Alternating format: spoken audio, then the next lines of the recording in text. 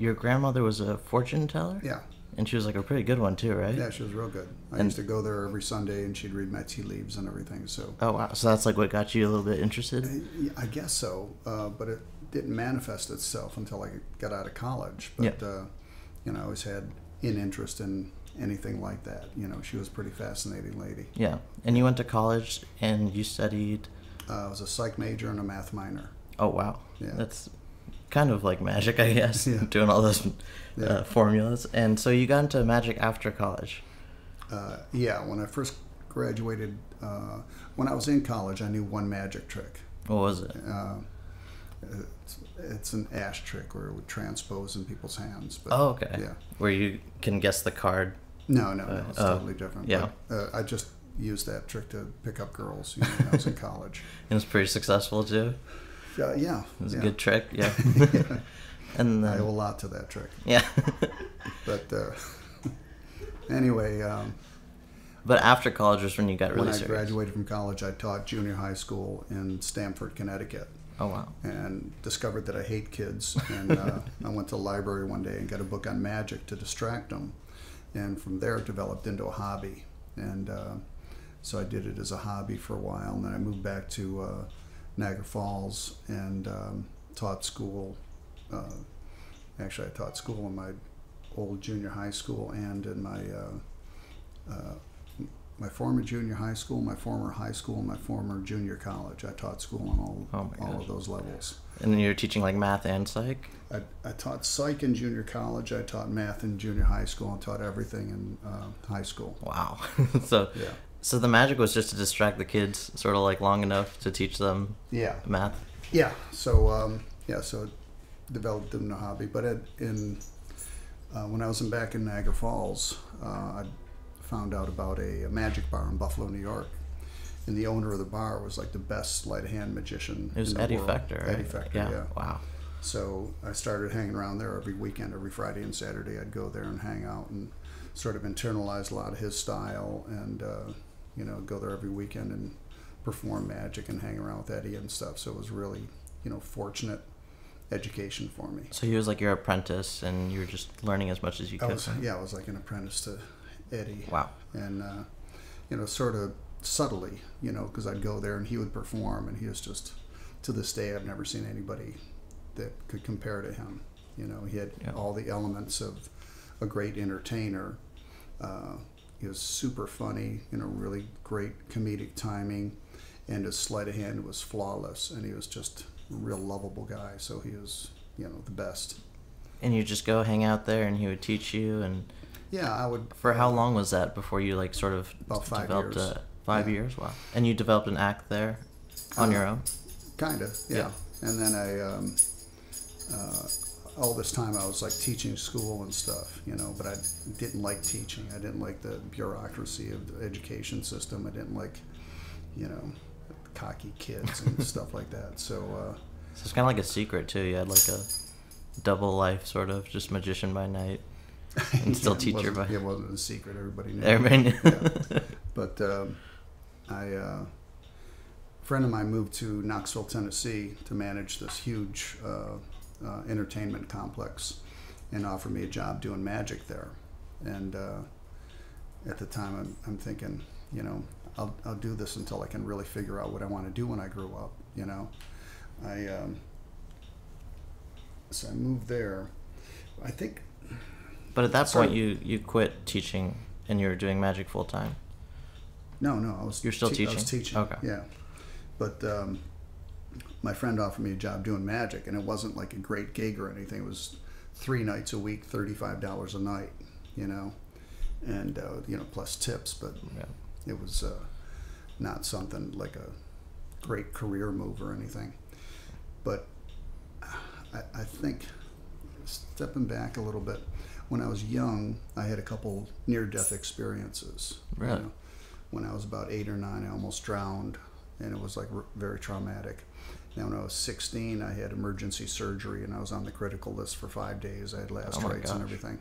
So I had a couple of near-death experiences. So I think that instilled in me a determination to do what I enjoy for a living.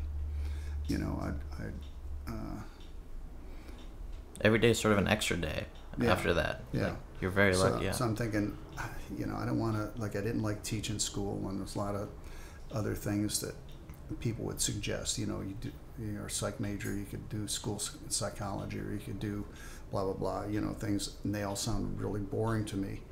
And at one point, I had a motorcycle shop, so I thought, it's great, I love motorcycles, so that could be a great career thing because I want to do what I enjoy for a living. But having a motorcycle shop has very little to do with enjoying motorcycles. Yeah. It was like, it's bank floor plans, irate customers, idiot mechanics, inventory, all this crap that I didn't want to deal with as a 22-year-old. So I did that for a few years and figured that's not what I want to do. And so when I started doing magic in Tennessee for very little money, I'm thinking I enjoy doing this. I'll do it until I can figure out what I can do for a living, and what I want to do when I grow up. And then I realized I didn't have to grow up. I could keep doing this. Yeah. So I kind of developed a reputation in Tennessee and did magic all around the Southeast. And then I worked at Silver Dollar City in Pigeon Forge, which is now Dollywood. I did the magic show there for 5 years. Oh, wow. So that was fun. I did 7 shows a day, and I had my own little cabin up on the hill, like a walking distance from the park and stuff. Yeah. So that was fun. And was your act pretty similar to your act today, or would you? The act I did there, it's probably not real similar to the act I do now. But it was perfect for the theme park, Yeah. And it was another thing where there's a lot of little kids and stuff, and but I enjoyed doing that because it was a fun park and stuff. So it was pretty cool. Very cool. Yeah. And so you're just touring the Southeast region a lot for Well, about 5 years. I wasn't touring. I was stationed there Stationed. at the Silver Dollar City, and then when I left there, I worked a couple restaurants, doing tableside magic in restaurants, but paid real well, and I got good tips and stuff, so I did pretty well. Very cool. And then was it about after that where you moved to Los Angeles to pursue it more? I had seen some magicians on the Tonight Show, and I knew that I was better than them, and so I decided to move to California specifically to get on the Tonight Show. Oh, wow. And I was dating a girl, and so she and I moved to California, and so within a year I got to be on the Tonight Show with Johnny Carson and stuff. That's amazing. Yeah. And so when you came to California, some of the first places to play at was it the Magic Castle? And I would actually come out from Tennessee once in a while just to visit, and I would work the Comedy Magic Club and the Magic Castle. And I'd work the Magic Castle for 1 or 2 weeks, and work the Comedy Magic Club for a week or something. Oh, awesome. And sort of like a vacation, but I'd be making money and having fun, and then I decided just to move out here. Yeah. When I first moved out here, the first regular gig I got was Merlin McFly's in Santa Monica. It was a magic-themed restaurant bar, and it was a pretty cool place, but they didn't capitalize on the magic aspect of it as much as they should have. Merlin's? Merlin McFly's. They didn't capitalize on magic? No, that doesn't make any sense. They'd have music there on weekends or something, Okay.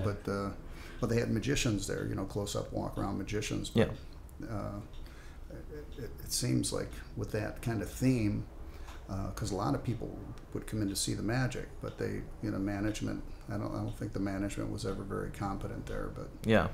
Eventually they closed down. But so Comedy and Magic Club mostly, and the Magic Castle as well. And this, what year is this about? This is early 80s? I moved to California in 86. 86? Yeah. Okay. And you got into The Tonight Show in 87? 88, actually. 88? Yeah. That's so quick. Yeah. And who discovered you? You were discovered at Comedy Magic Club? I was at the Comedy Magic Club, and the talent coordinator for The Tonight Show was there on a particular night. Jim McCauley? Jim McCauley was there, yeah. And Mike Lacey, the owner of the club, went up to him and said, I've got this great magician, you should see him. And Jim said, magic doesn't really play too well on the show. He said, well, take a minute and watch him. Yeah. So he had me go in a small room, just myself and Jim McCauley, which is horrible showcasing. It's better if I've got a few people to entertain. But I just, it's just he and I still was watching stuff. And that was like on a Monday or Tuesday. He called me like the next day and put me on the show on Thursday. So it was like, wow, immediate. Yeah. That's amazing. Yeah. And then I got to be on the show a few times after that, so that was pretty cool. That's so cool. I heard you were booked 5 times and you performed on it 3 times? Yeah. That's amazing. And what was that? What was your first Tonight Show like? Were you nervous? Ineffable. Yeah. Just amazing. You can't describe it. What was Johnny like? Did he come out and sort of super nice guy? Yeah. Real shy, and he loved magic. Johnny was actually a very, very talented sleight of hand magician, and nobody ever knew this because he never did it on the show. All the magic he did on the show was gag, goofy stuff, you know. But he did really great sleight of hand magic. Wow. He started out as a kid as a magician, but it was kind of a stand-up magician and standard magic and stuff. But later in life, he learned the really sophisticated, good sleight of hand magic, and he had like the best close-up magicians in the world on his show. And then he would work with them; they would teach him stuff. I was hanging around my apartment one day, and the phone rang, and I answered the phone, and it's like, Brian. He's like, yeah. Johnny Carson's like, hi, Johnny. It's like, it was kind of shocking because first of all, you don't think he would make his own phone calls. Right. Second of all, it's not somebody, pretending to be Johnny because his voice is so distinctive. So I knew it was him. It's like, yeah. And he says, what are you doing today? Are you busy? Do you have any shows or anything? I said, no. So you want to come out to the house? We'll practice magic. Wow. Like, yeah. So drove to his house in Malibu. At the time, I had a cell phone. It was about this big, like a foot-long giant cell phone. And all the way to his house, I called everybody I've ever known in my life. He said, guess where I'm going? So it was pretty cool. That's amazing. Yeah. So you went to his house and just hung he and I. His wife was someplace. The maid was off. So it was just he and I. We just hung around the house all day practicing magic. That's incredible. Yeah, well, and he showed me some stuff that was pretty amazing. It was really cool. Yeah, and I taught him a few things. I subsequently did a Tonight Show, NBC. Event where it was a huge event, like 1,000 people there or something. People were walking around and everything. So I was walking around doing close-up magic at the event, and I was working a small group, and I did one particular trick for this girl, and Johnny was close by. He came over and he did the same trick for her, something I had taught him, which was kind of like a huge compliment to me that he remembered that and he duplicated it. So that was pretty cool. And he was really good too. Yeah, he was real good. Wow. He and Michael Landon and their wives came to see me at the Magic Castle one time, and they walked in. A friend of mine said, Johnny Carson's over there. I said, no kidding. I ran over to him and said, Johnny, remember me, Brian Gillis? I was on the show. He says, yeah, we came to see you. I was like, how cool is that? That's amazing. So, and Michael Landon at the time was huge. Yeah. And he was saying, yeah, I saw you on the show. I've been dying to come and see you in person. I'm thinking, Michael Landon wants to see me. It was kind of amazing. But after my show, they hustled Johnny downstairs with the magicians. They didn't want him, milling around with the public because people would bug him and stuff. Yeah. So he went downstairs with the magicians, and he was just jamming with them, and he was doing magic and stuff, and just fooling the hell out of them. So people are amazed. It's like, they didn't know that his secret talent. Yeah, that he was this talented. He was a great drummer too. Like he had a lot of talents that nobody even knew about. Like an amazing jazz drummer. Yeah, I know. And just an incredible guy. Right.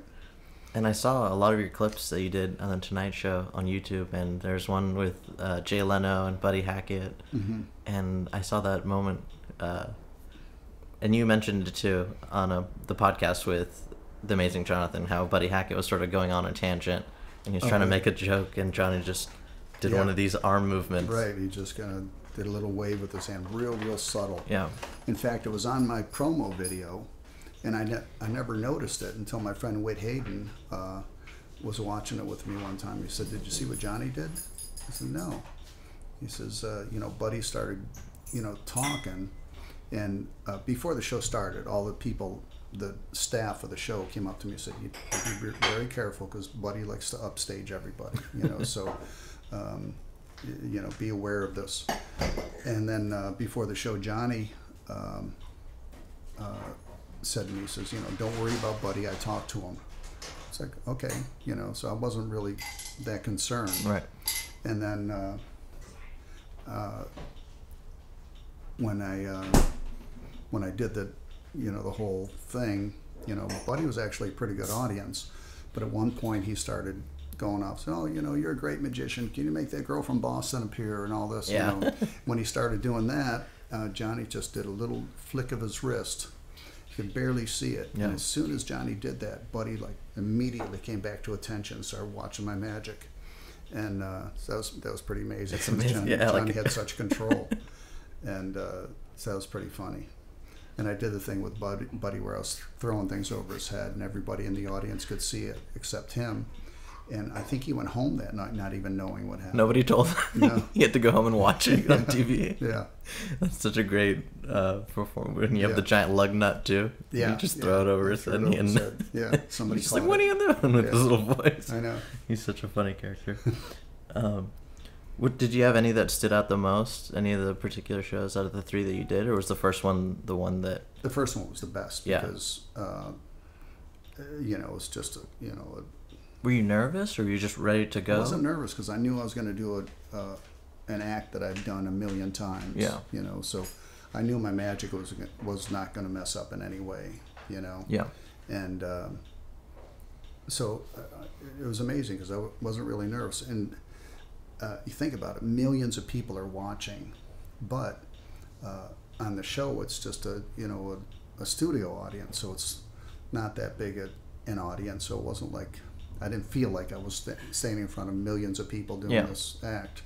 So I wasn't nervous. It was just everything went real smoothly, and it was great. And it was such a great experience because it was life-changing. After I was on the show, my marketability became 20-fold. The day before the show, I could book gigs for a certain amount of money. The day after the show, I could charge a lot more. I wasn't any better, but I was, much better known. That's incredible. Yeah. So one time on the Tonight Show was true.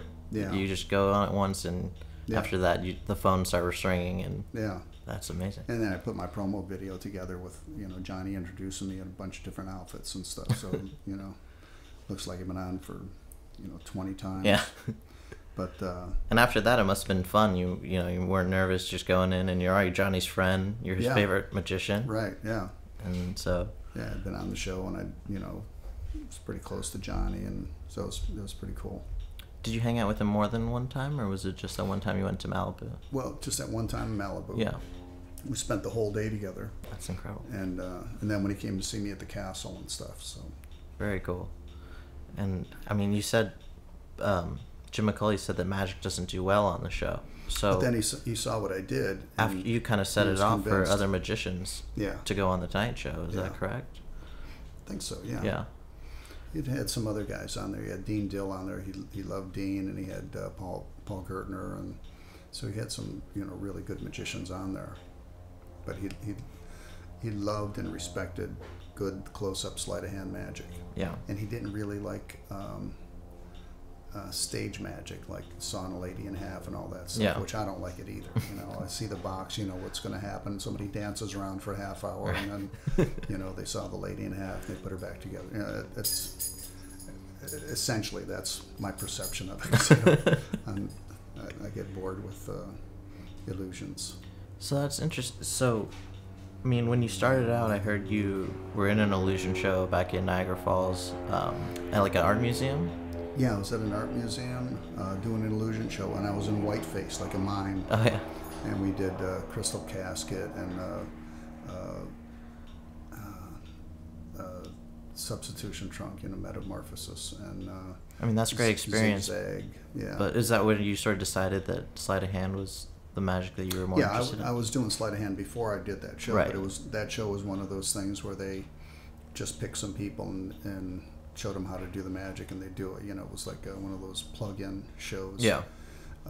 Which, is testimony to how difficult illusions are. You get some kid off the street and he can do it show just him as how well. to say ta-da, and that's pretty much it. Yeah. But it was kind of fun. Actually met Joan Rivers there. She was visiting that. Oh, wow. That thing. And it was a long time ago. Yeah. So that's pretty funny. So I guess that was around. Did you guys hang 75. out? 75. No, it just got to meet her. But subsequently throughout my career, I've met a bunch of people, hundreds of great celebrities and stuff. Yeah. Yeah, I mean, I just have a list right here. If I can mention all of them, this Harrison Ford, Muhammad Ali, Tom Hanks, Stevie Wonder, Jeff Bridges, Billy Crystal, Barbra Streisand, Johnny Depp, and the late great Robin Williams. And my favorite is Paul McCartney. I think that's the Paul McCartney. most amazing. Yeah. You get to do magic for a Beatle. How often I know. do you get to do that? I did entertained at his wrap party for his North American tour. So it was like maybe 100, 150 people there. Wow. I was doing Super walk-around intimate. magic. Yeah. So I did some magic for Paul, and I do a trick where I'd have somebody think of a name of a dog they had as a child, and then I produce a little stuffed dog, and then the collar of the dog, and it has that name, so it's pretty amazing. So I did that for him, and as soon as I did that trick, I said, can I get a picture with you? He said, sure. So I got a picture with him. Then I got my partner, Sisipon, got a picture with her. And right after that, all the security guys came over. So, you can't take pictures. I said, Paul said I could. And they said, okay. But after that, we couldn't pull out a camera or anything, So it was like pretty so fortuitous cool, though. that I got a good shot with Paul. And you do sleight of hand, so you're up close and you're just hanging out with him. And right, yeah. That's so cool. And was he like a good guest to do magic too? He was a little cocky, actually. Really? Yeah, but he was fun. Yeah. His childhood dog's name was Prince. Oh, okay. So that's pretty cool. I was wondering, is it Martha, Jet? Because he's written so many songs about his dogs. I was like, which dog is it? Yeah, it was Prince, yeah. That's so cool. And, I mean, Johnny Depp is another one who I saw on your Facebook multiple times. Have you done magic for him? Yeah, we did magic for Johnny at the Magic Castle. Then he hired me to do his wife's birthday. No, I think we did his wife's birthday party at the castle. Then he may have done his birthday party. Did somebody's birthday party at his house in Hollywood, and so that was cool. He was just a real nice guy, real down to earth. I did some magic for him, and all his family and everything are there. And he said, why don't you stay around and have some dinner? And I'm thinking, it's so nice to ask, but I'm just a magician. I think I would have just felt awkward hanging around, because a lot of times when you hang around with a group that you've just performed for, you have to answer a million questions, How'd you do that trick? Yeah, right. Yeah. But that didn't bother me. It was just really nice of him to. And you stayed and you had dinner with him? No, I didn't stay. No, I said, no, it's okay. Yeah. But he was a real nice guy. That's so cool. Yeah. Yeah. And I mean, I love Stevie Wonder. He's one of my favorites. But how do you perform magic for Stevie Wonder? A lot of people ask me about that, because I've got Stevie on my website and everything, and people say, I did magic for Stevie Wonder, big deal, But what was cool is he was at the Magic Castle, and before the show, I worked out like a little code with him, and when I did my show, I would have somebody select a card, and nobody knows what the card is, and then I would hold up individual cards for Stevie, and he would point to the correct card, the selected card. And people went crazy, because we'd do this multiple times, and Stevie would always get the right card. Yeah. And after he'd get it, he'd be like, whoop, whoop. He'd be like just driving the audience crazy. It was like one of the most exciting shows, because people were screaming and yelling, because, Stevie was, really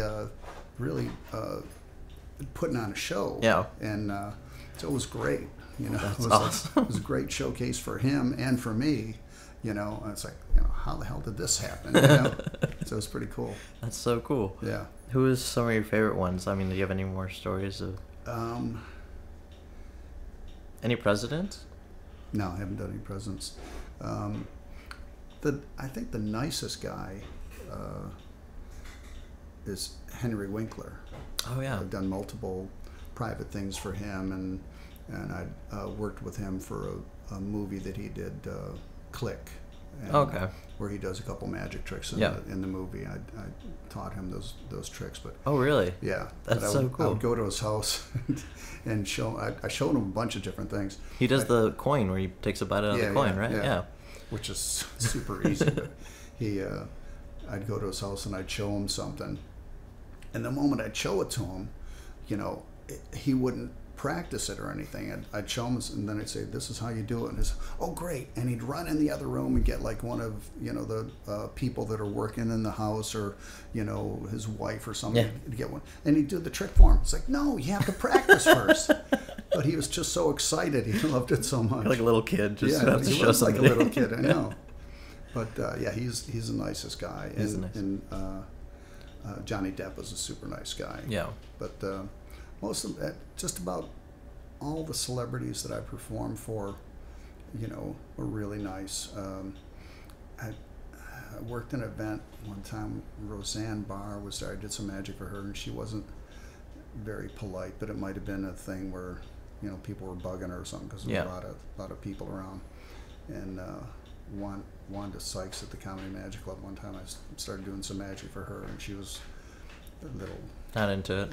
Yeah, a little cocky or something.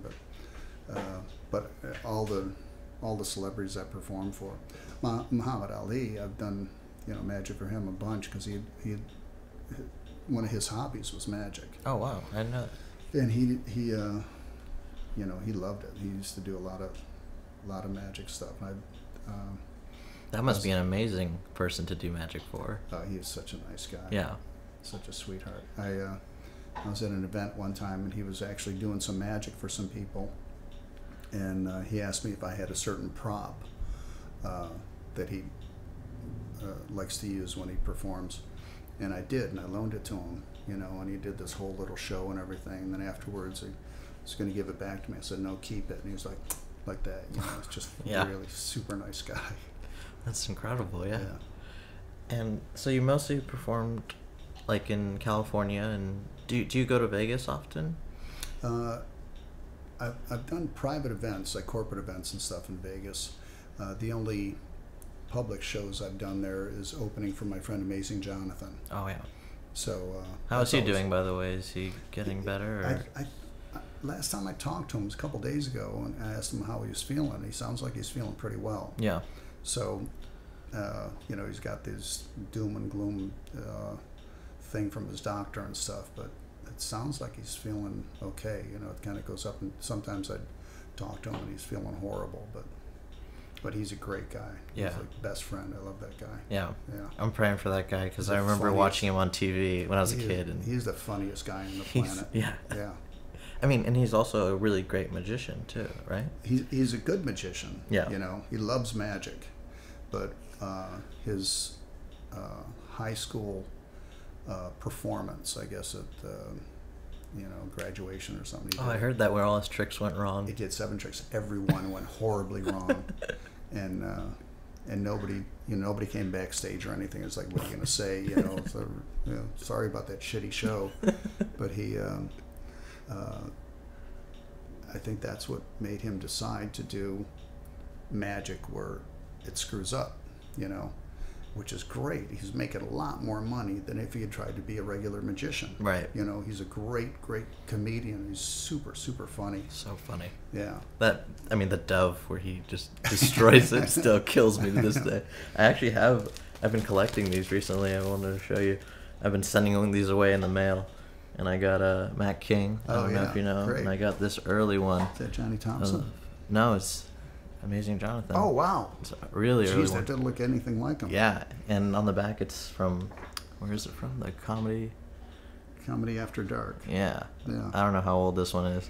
Wow. And then I got a Penn and Teller one. Oh, that's cool. Yeah. Yeah. Do you know Penn and Teller or Mac King too? Oh, yeah. Yeah. I've known Mac for years. Very cool. Penn and Teller, we met them maybe 10 years ago, something like that. And they were pretty fascinated because my partner Sisibon does a thing called Georgia Magnet, which is an effect that we resurrected from the 1880s that was pretty famous back then. How does that one work? It's a thing where we get guys up from the audience, we get the biggest guys we can find, and they lift her. And she's 115 pounds. They lift her real easy.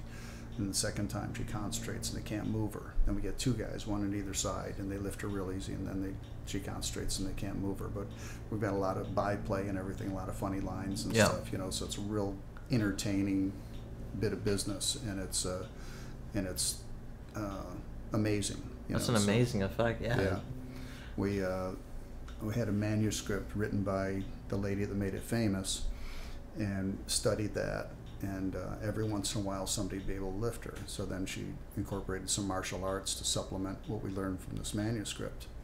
And because back in the 1880s they didn't have steroids, so now the guys are so much stronger than they would have been back then. Right. And so she had to supplement it with some other techniques and stuff. So it's a really, really cool thing. That's and so cool. So Penn and Teller, they were pretty fascinated by that. Yeah. And I mean, you said you have the manuscript. Do you collect a lot of like old magic stuff, or every magician does. Yeah. But what's like some of the coolest stuff that you have? Your favorite? I don't know. I've got just some of the classic writing and magic and stuff. But yeah, I've got. When I was in Connecticut, before I knew any magic, I went to the library one day and got a book out of the library, and it was like how to entertain small children with magic you can do, which sounds like a really goofy thing, but it had some really good stuff in it. And I never brought it back to the library. I still have the library book. Really? I owe $5 million in fines. Anything about like the Amazing Alexander or like Houdini, or do you have any of their stuff? No, this key belonged to Houdini. Oh, really? Yeah. Wow. A magician friend of mine gave that to me. He got it at a collector's convention. That's so I cool. think it's worth a lot of money. Yeah. But I taught. 10 feet tall poster of Alexander. What'd you say? Oh, poster of Alexander? Poster at the house. Alexander? Yeah, the man who knows. Yeah. You have a poster of him? Yeah. Very cool. So that key is Houdini's, and you made an amazing necklace out of it. It's just right there at all times. Yeah, that's kind of. That's so cool. And nobody would know unless they asked. Oh, I know. This is Houdini's key.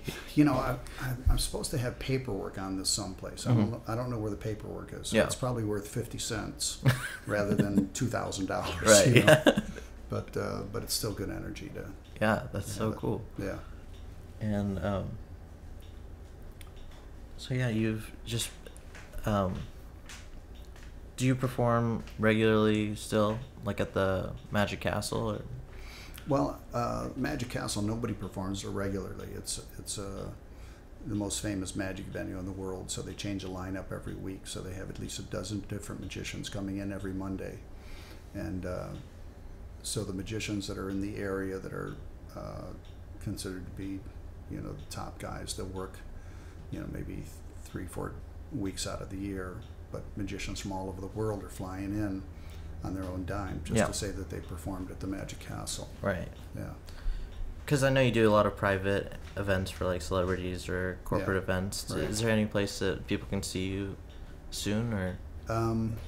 Because I saw you at the Comedy Magic Club one time, and you did this amazing trick where you handed out, you showed everybody a deck of cards, and you flipped through it really quick, and they're supposed to just pick a card in their mind. Think of one. Yeah, and you do it to 10 people about in the front row. Yeah. And you ask them all to stand up, and they all stand up, and you just point like rapid fire. Right. 8 of clubs, king of hearts, and they all sit down. They're just amazed, and Yeah. everybody gets blown away when they see that. And it's incredible because you're only on stage for 5 minutes on those shows. And it's such a quick turnaround. Right. And it's such a huge effect to just do that, and people get blown away. Everybody's just through the next comic that comes on stage. Everybody's still thinking like, how did that guy do that amazing trick? Yeah.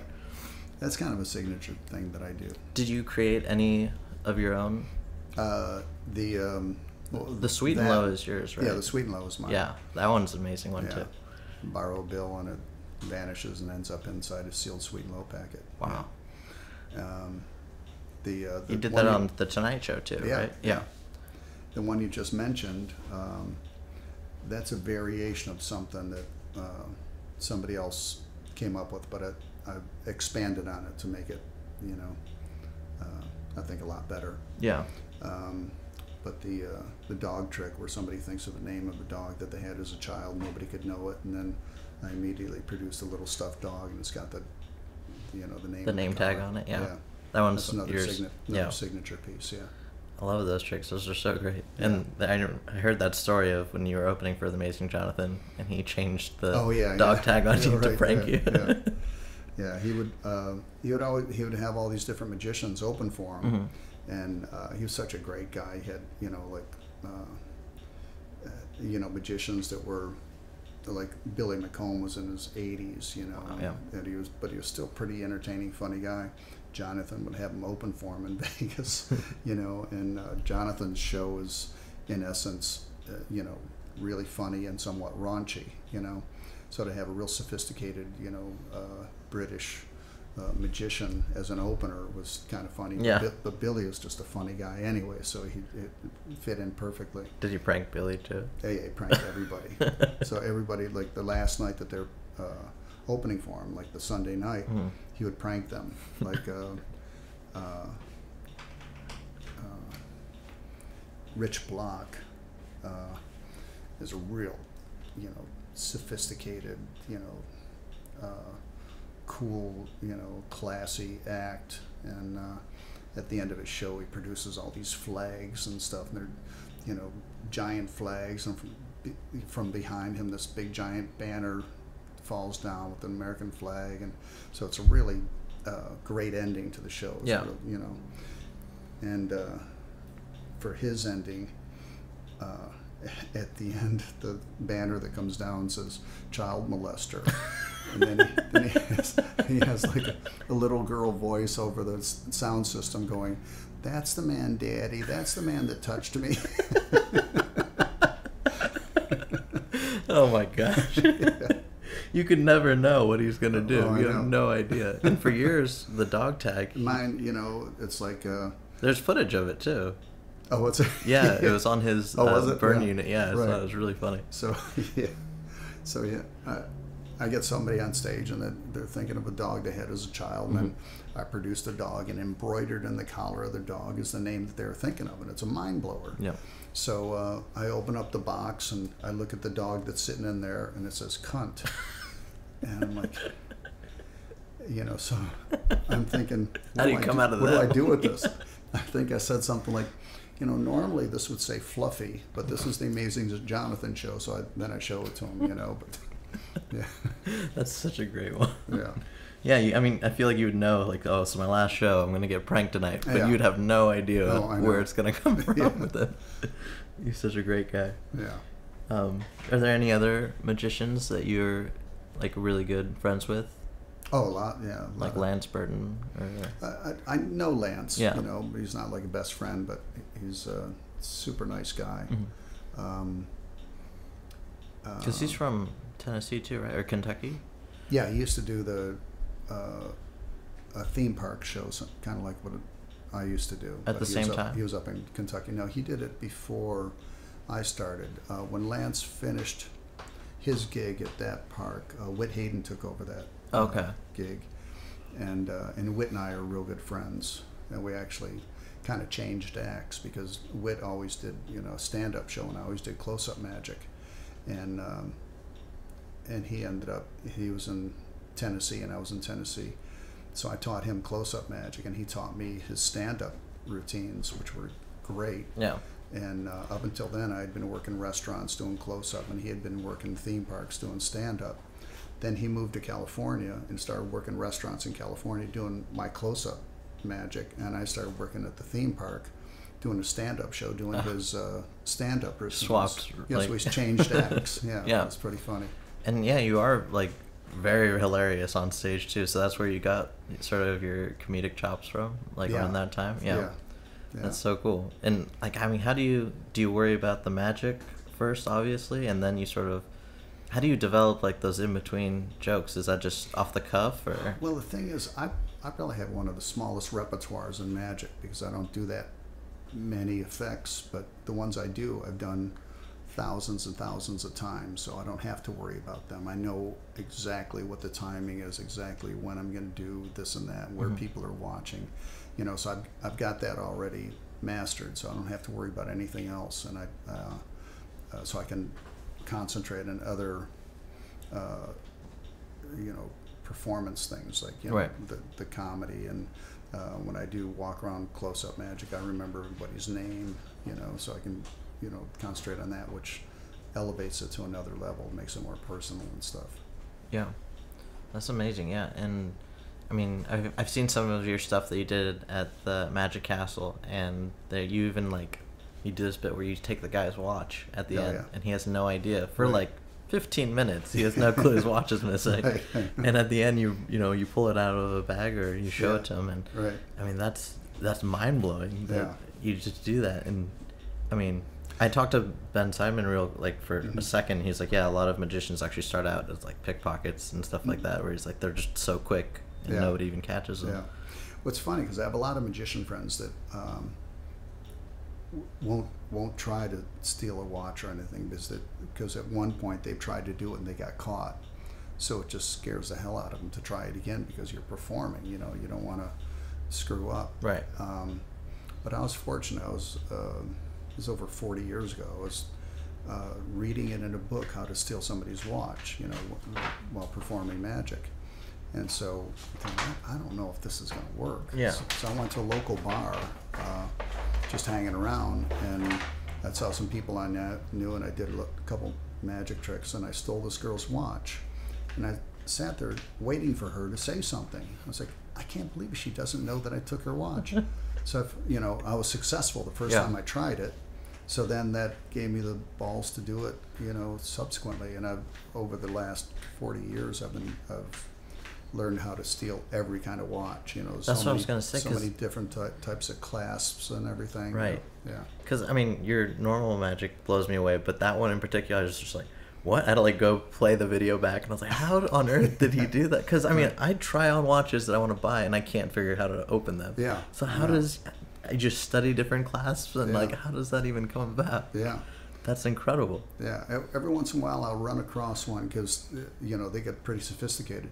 Once in a while, I run across one that I can't get. Yeah. And I'm thinking, what is going on here? Do you just leave it alone and go to another person? I try it for a little bit, and if I can't get it, then I'll continue the show. Yeah. But nobody knows that I've tried to get that watch. But later on, I'll isolate that person and say, you know, can I see your watch? And I'll figure out how it works. So next time I see a watch like that, I'll be able to do it. Oh, okay. Yeah. That's really cool. Yeah. They're just like, why does this guy want to see my watch, this magician, after his show? That's so cool. Well, thank you so much for talking to me today. Well, I had a great time. Appreciate it. Thank you very much, sir. Thank you.